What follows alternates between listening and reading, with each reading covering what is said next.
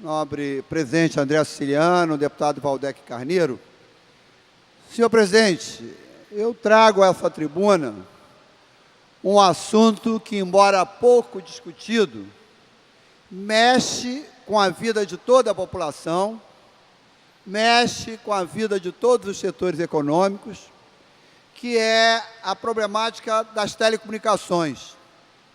Semana passada, deputado Valdec, foi publicada uma matéria enorme, um artigo, no jornal O Globo, assinada pelo senhor Juarez Quadros, presidente da Anatel, Agência Nacional de Telecomunicações.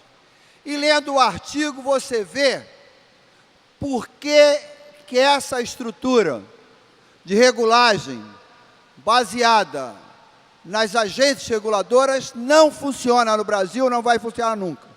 A gente verifica aqui de perto o caso, no estado do Rio de Janeiro, da AGETRANSP, Agência Reguladora de Transportes, e da GENERSA, que é responsável pelo saneamento, que absolutamente não funcionam, não regulam nada. Está aí o setor de transportes, faz o que bem entende, sem que a AGETRANSP faça absolutamente nada. Em tese, deputado Valdec, a agência reguladora tem que ser independente de quem quer que esteja governando. Tanto que os seus conselheiros, os seus dirigentes, têm um mandato fixo. Depois de indicados, depois de eleitos, eles não podem ser retirados até que se termine o seu mandato de 4 anos. Essa é uma medida para que os conselheiros, os dirigentes das agências reguladoras tenham independência do governo. A gente olha lá o artigo do seu Juarez Quadros, presidente da Anatel, que deveria, deputado Eliomar Coelho, fiscalizar as operadoras de telecomunicações, fiscalizar a Oi, fiscalizar a Claro, fiscalizar a TIM, fiscalizar a NET. Ele escreve um artigo enorme defendendo as operadoras. Como é que alguém que é presidente de uma agência que deve fiscalizar as operadoras se presta ao papel de escrever um artigo para defender os interesses das operadoras? A matéria que ele está lá está defendendo o absurdo que está tramitando no Congresso Nacional e o absurdo que o governo golpista Temer quer fazer de doar, eu digo doar, 100 bilhões de reais às operadoras. É isso mesmo, parece que é exagero a cifra, mas somando as medidas que estão sendo encaminhadas, significa doar 100 bilhões de reais às operadoras. Doar dinheiro à Oi, que tem um buraco de 60 milhões, por trapalhadas que fez. O que o senhor Juarez Quadros teve a cara de pau de dizer nesse artigo? Disse, inclusive, uma falsidade.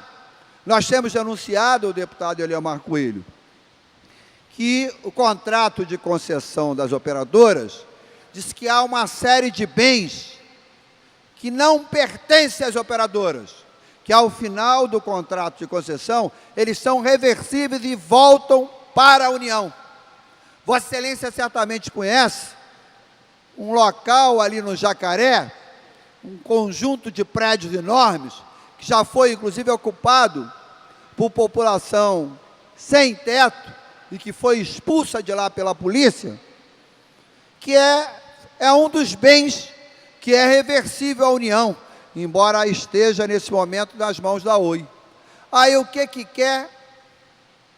querem as operadoras, e no Senado Federal há um projeto tramitando esse gerente, que todos esses bens passem a ser entendidos como não reversíveis e passem a ser pertencentes às operadoras. Só aí significa doar uma fortuna.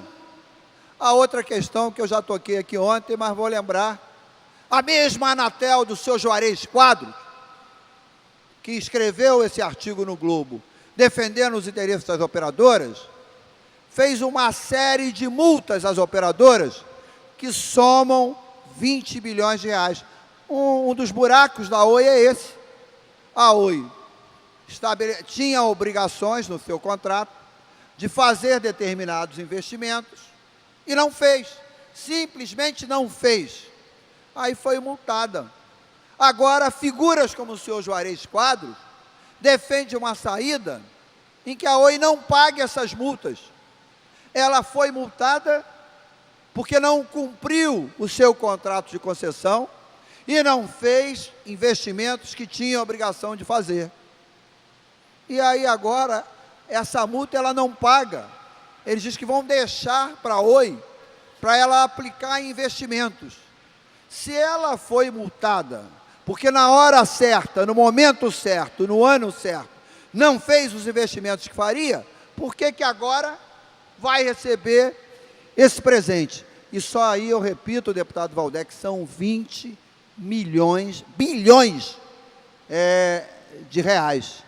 Então, eu acho que esse debate, embora sejam concessionárias ligadas à União, ao governo federal, embora seja uma agência reguladora de um serviço da União, mas que interfere na realidade do Estado do Rio de Janeiro. Interfere aqui na realidade do Rio de Janeiro. Essas mesmas operadoras, deputado Valdec, estão entre as operadoras que receberam benesses do governo estadual, estão entre as campeãs de isenção fiscal aqui no Estado do Rio de Janeiro. Então, eu acho que essa problemática também deve ser objeto de debate aqui na Assembleia Legislativa.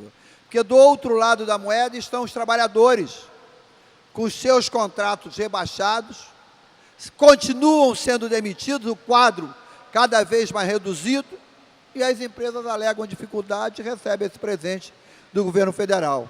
Então, nós encaminhamos um artigo ao Globo, eu quero ver se ele publica, defendendo o direito ao contraditório.